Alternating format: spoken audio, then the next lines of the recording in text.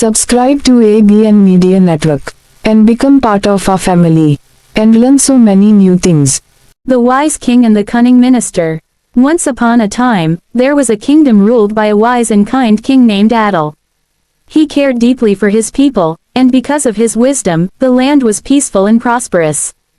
But not everyone was happy with the king's success. One man in particular envied him, his own minister, Shatir, a cunning and selfish man who only thought about his own gain while pretending to be loyal.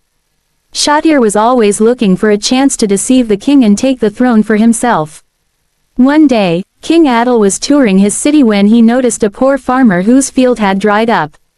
Seeing the man's distress, the king ordered his minister to take money from the royal treasury and dig a well for the farmer. Shatir agreed, but an evil plan formed in his mind. A few days later, the minister proudly presented a small, rocky well to the king. "Your Majesty," he said, "I have built the finest and most expensive well as you commanded. No effort or cost was spared in your service." But the wise king was suspicious. The well was too small and poorly built to have cost that much. He decided to inspect it himself. "Minister," the king said kindly, "you have worked hard, and I am pleased.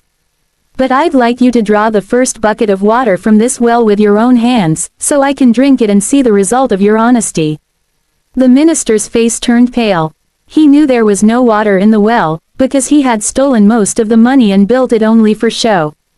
"And no, your Majesty," he stammered, "my hand hurts today. I'll do it tomorrow." The king smiled, seeing through his lie.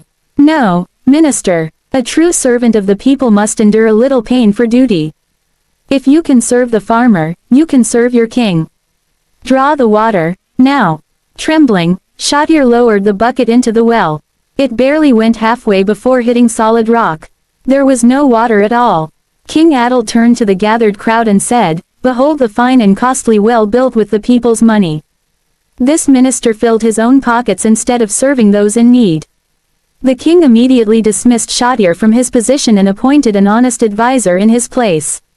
With less money, the new advisor built a deep, strong well full of water, bringing relief to the farmer and the people. From that day on, everyone in the kingdom knew that their king was not only wise but also just. Moral: truth and wisdom always triumph over deceit and greed.